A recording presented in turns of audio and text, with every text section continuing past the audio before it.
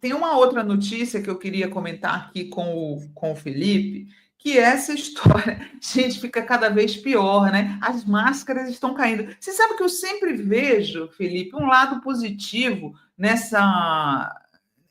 em essas pessoas assumirem que são de extrema direita, porque as máscaras caem. Né? As máscaras de que o Zuckerberg. Ele teve até com a Dilma, lembra? Ele teve até com a Dilma aqui no Brasil. Né? As máscaras de que esse Zuckerberg era uma pessoa progressista, né? E tal. Gente, caíram completamente nesse momento. Então, saiu uma notícia no final de semana do Zuckerberg dizendo que as empresas precisam de mais energia masculina. Olha só, gente, olha o tipo de coisa que esses caras estão saindo do armário para dizer. Né? O cara, assim, é um red pill. O cara é um red pill disfarçado. Deixa eu pegar aqui a frase dele, depois eu pego a Glaze, vou mostrar para vocês a reação da Glaze. Acho que a cultura do mundo corporativo, e ele deu no podcast do Joe Rogan, que é aquele cara influenciador de extrema-direita que tem um alcance enorme entre os jovens. Aliás, dizem que os jovens estão indo para o anarcocapitalismo lá nos Estados Unidos e votaram no Donald Trump por influência desse cara, o Joe Rogan, que já fez, inclusive, alguns músicos saírem do Spotify em protesto contra a existência desse podcast, tá? Aí ele foi lá nesse podcast, o Zuckerberg, e falou o seguinte: acho que a cultura do mundo corporativo está muito castrada.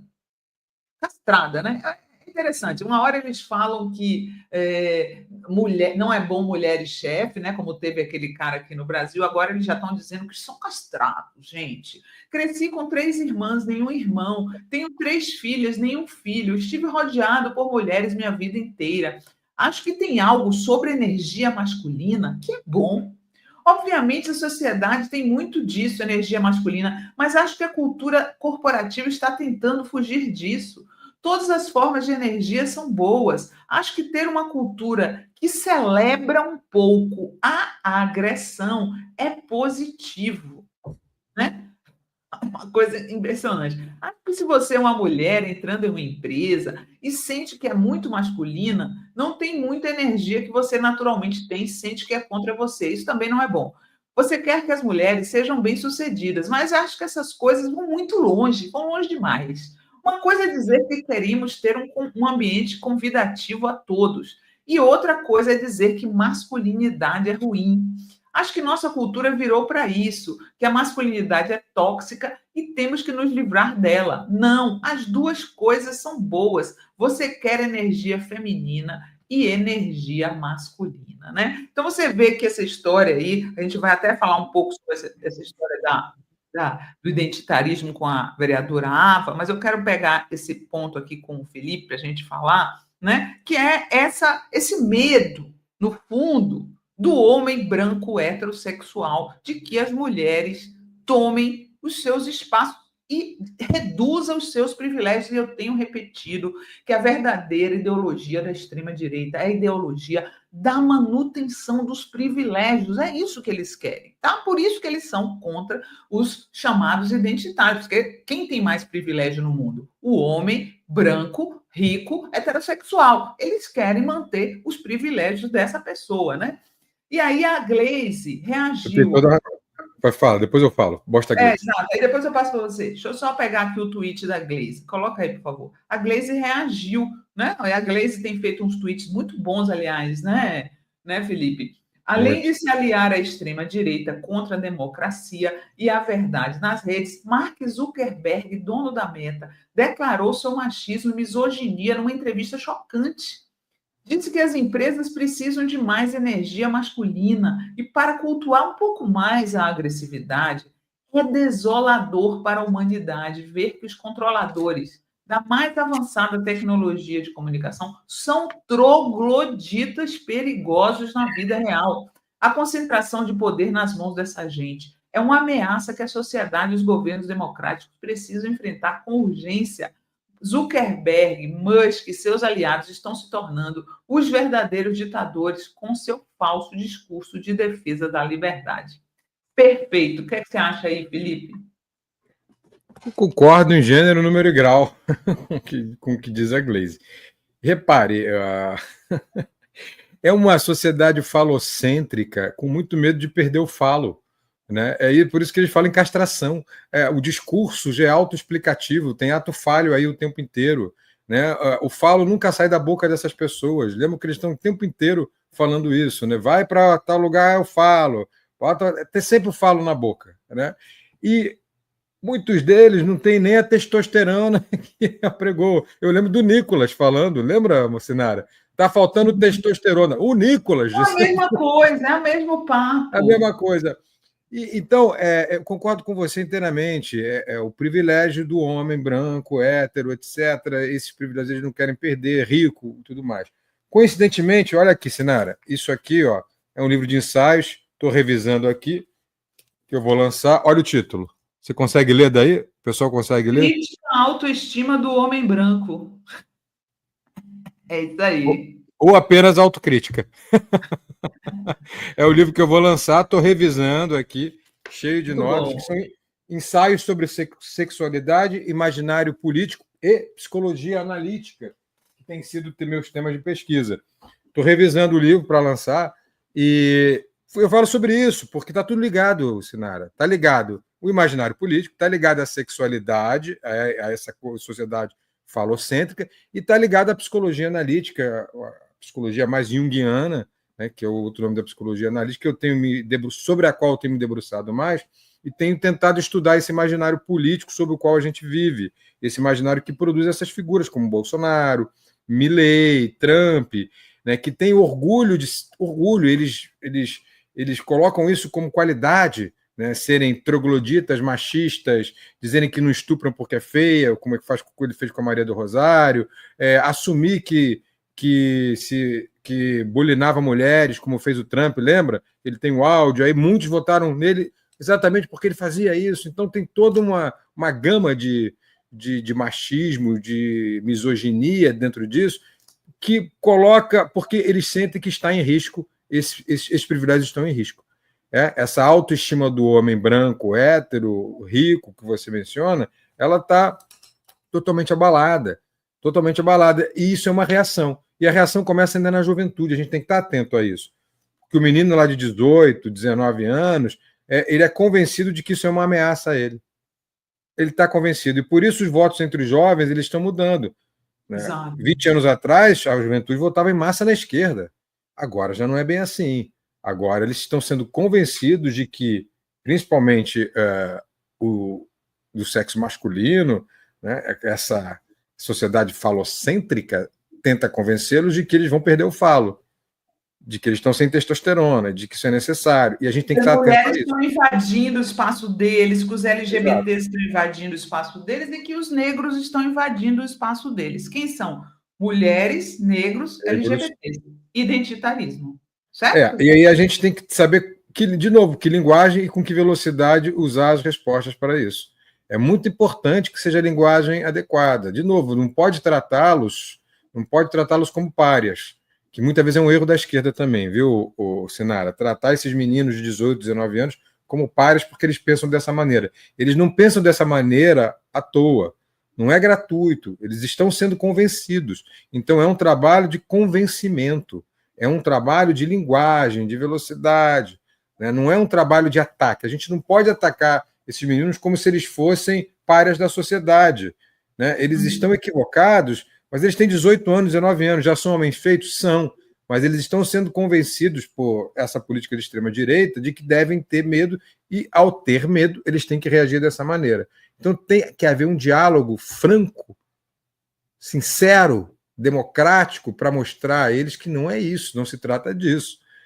Agora, como fazer? Aí, de novo, vai ser pelas redes sociais, com linguagem e com velocidade adequada. Não dá para ignorar, Sinara, e nem para atacar. Não podemos cometer esse erro. É o que a gente falava na sexta-feira sobre a segurança pública, lembra? Com o Pedro Tchê. Não dá para considerar todo policial inimigo. O Pedro Tchê é um policial antifascismo, amigo, de esquerda. Né? E como ele, muitos outros. Só que a gente acaba criando uma barreira. Então a gente precisa romper essas barreiras e dizer o que a esquerda pensa e como a esquerda pensa de forma mais igualitária e por que é melhor do que essa sociedade falocêntrica, machista, excludente, né, que criminaliza e exclui negros, comunidade LGBTQIA+, etc. E olha só, eu estava lembrando aqui, né, até comentei aqui em passar, foi essa história do CEO, presidente do G4 Educação, em setembro do ano passado, que ele falou: Deus me livre de mulher CEO. É tudo o mesmo processo, tá, gente? Faz tudo parte aí dessa extrema-direita, com medo de perder seus privilégios e que tem um apelo forte aí na masculinidade tóxica. Né? O que ele disse em setembro do ano passado foi detonado, depois pediu desculpas e tal. Ele falou o seguinte, ó. Oxe, gente. É a assessora Atende aí.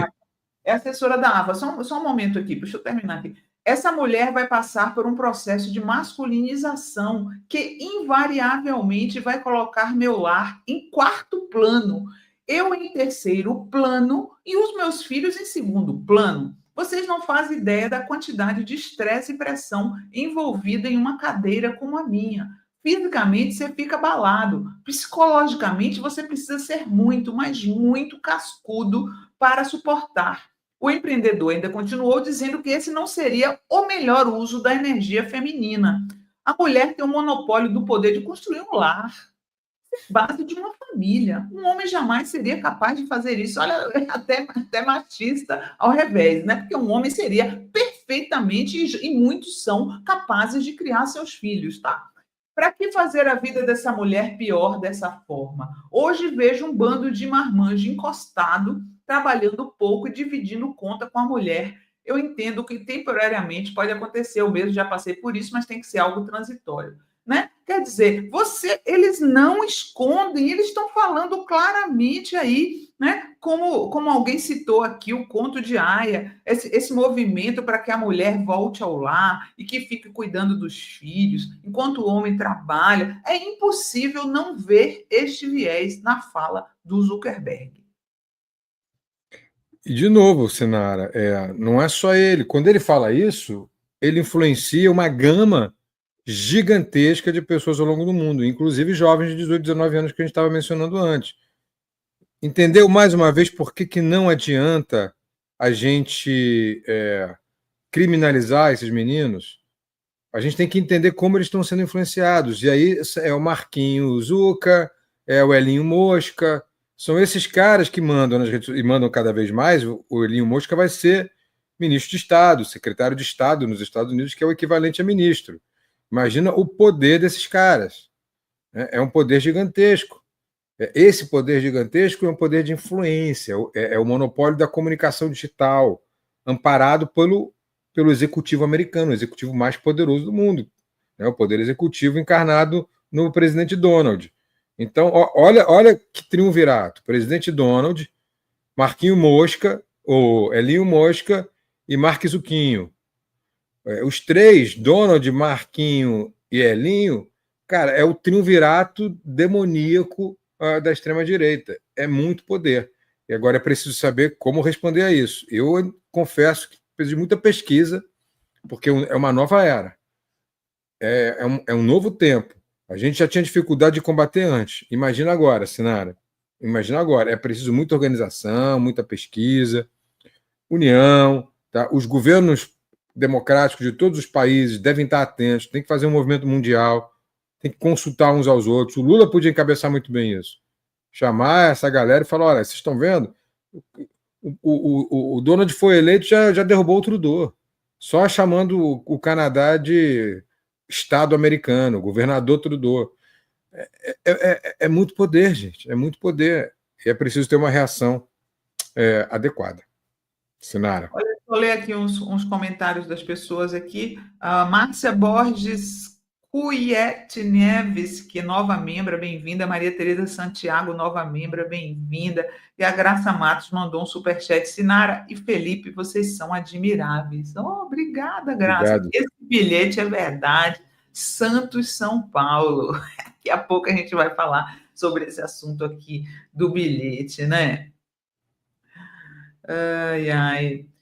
Olha só, o tipo de coisa que a gente vê, Néter, tá na hora de homem ser homem. Olha só, gente, homem ser homem. O que é um homem ser um homem? Né? O homem ser um homem, para mim, na minha opinião, é um homem que é um bom pai, um bom cidadão, um bom filho, tá? Um homem pacífico, que não quer bater em ninguém, muito menos na sua própria mulher. Isso é ser homem. Isso tem nada a ver com testosterona ou falta de testosterona, né? Eu gostaria de um mundo em que os homens não se preocupassem tanto com testosterona e se preocupassem em respeitar o próximo, né? Em cuidar das suas crianças, em ser um exemplo para os seus filhos, né? Homens que não agredissem as suas mulheres e achassem desculpas para isso, homens que não estuprassem e não culpassem a mulher pelo estupro. Nossa, isso sim, tá? Porque homossexual ou heterossexual, isso aí é uma questão de orientação sexual, não tem nada a ver. Aliás, Felipe, os ambientes onde eu vi mais testosterona na minha vida foi nas boates gays, viu? É tanta testosterona no ar, numa boate gay com aqueles homens todos sem camisa. Então, assim, eu acho essa discussão da testosterona tão equivocada e demonstra, ao contrário, homens muito inseguros da sua masculinidade. Esses homens que ficam aí bradando por testosterona. Eu olho para o Nicolas Ferreira, vocês olham para o Nicolas Ferreira e veem um homem, um exemplo de homem com testosterona? Ele, por exemplo, com aquela peruca no Dia Internacional da Mulher, é um homem com testosterona? Vejo assim, né? Eu não vejo, eu acho que eu estou querendo ver surgir esse novo homem que não precisa desses clichês para afirmar sua masculinidade, tá? Exatamente, exatamente. É essa a temática do meu livro, em parte, Sinara, tentando fazer essa crítica, né, de forma analítica, tentando usar alguns conceitos da psicologia analítica, do imaginário, e trazendo para a política. Porque quando o Nicolas fala uma frase dessa, ele não está falando à toa. Primeiro que, obviamente, ele não é nenhum sinônimo de testosterona, ainda que isso fosse o importante. É só olhar para o menino. Mas ele sabe da importância semiótica de se difundir esse tipo de ideia e de como ela penetra no imaginário político. E é disso que a gente está falando. É disso que a gente está falando. Então, desconstruir esse imaginário a partir das palavras e da linguagem adequada é que é a missão. Isso é difícil. Por isso está tudo ligado. Por isso que no livro eu falo das 3 temas ao mesmo tempo: de sexualidade, de imaginário político e de psicologia analítica. Que tem que juntar os 3 para fazer uma análise semiótica correta e entrar nessa batalha que a gente está perdendo. A gente está perdendo, porque se um sujeito como o Nicolas, viu, Sinara, consegue colocar na cabeça das pessoas que o importante é a testosterona, sendo ele um sujeito desprovido de testosterona, é impressionante que é inacreditável. Se ele consegue fazer isso, tudo é possível. Até um sujeito como Bolsonaro ser presidente. Se um sujeito como Bolsonaro, totalmente desqualificado, consegue ser presidente, um Gustavo Lima também consegue ser, entende? Outro dia tive que discutir lá na CNN, e alguém disse, mas olha, o Gustavo Lima tem muita emoção, ele vai ser um bom presidente. Eu falei, então lança logo o Roberto Carlos, porque aí são muitas emoções. São tantas emoções, bicho, tantas emoções. Gente. Essa foi a minha resposta, vamos lançar o Roberto Carlos, porque se chorei ou se sorriu, é importante. É que emoções ao beber, bicho. Mas entende como é o imaginário que está sendo disputado, Sinara? E a gente... E a história da própria história da arma como símbolo de masculinidade. Um homem que precisa de arma para afirmar sua masculinidade, né? E depois eles não gostam quando ficam as teorias sobre o falo, o tamanho do falo, relacionado às armas que eles fazem questão de usar, né? Ficam incomodadinhos, né, Sinara? Essa correlação. Mas ficam incomodadinhos, inclusive, porque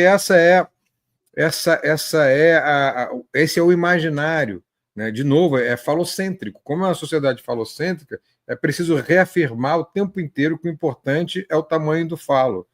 O tempo inteiro isso e aí a testosterona é parte importante disso. Então, como você desconstrói essas imagens, né? Não pode ser com agressividade, não pode ser atacando esses meninos.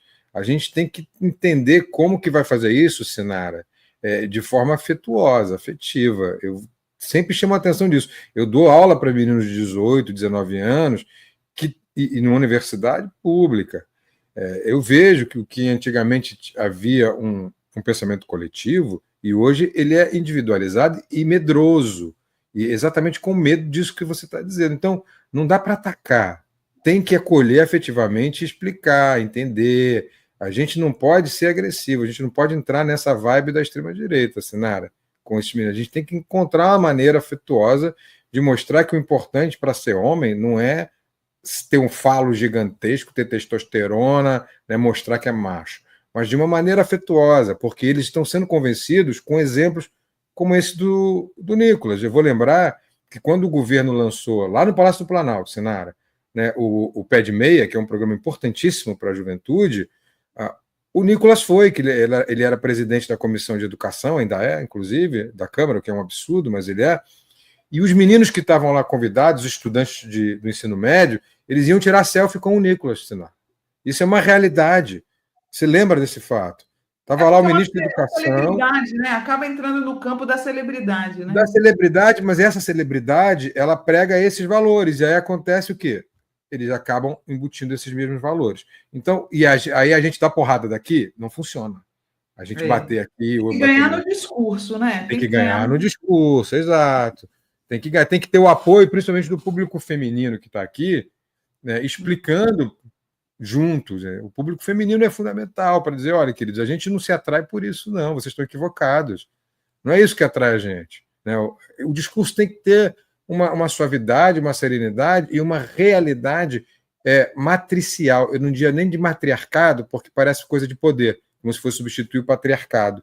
Eu disse que é matricial mesmo, matricial no sentido de como eram as sociedades, como eu sempre repito aqui, suméricas, né? No mito de Inanna. Eu sempre falo do mito de Inanna porque, para mim, é fundamental. É um mito fundamental a gente recorrer aos suméricos e a descida de Inanna ao submundo, porque mostra como que era uma sociedade pré-patriarcal, muito mais igualitária, Sinara, e muito mais instrutiva, principalmente. Então, o homem nessa sociedade... cujo mito de Inanna era um mito fundamental, como os suméricos, ele tinha uma outra noção do que é ser o masculino, que não é uma noção falocêntrica, vai ser uma noção de solidariedade, uma noção de pertencimento, de igualdade, uma noção de que o mito de Inanna, a deusa, portanto, é o mito fundamental, não é o Deus, que é Deus, Filho, Espírito Santo, Pai, tudo masculino, né? Não é nada disso. Né? É uma figura feminina que norteia os passos, e é muito bom que seja assim. Né? Eu tenho estudado muito isso e acho que essa é a parte fundamental dos nossos discursos para esses meninos, Sinara.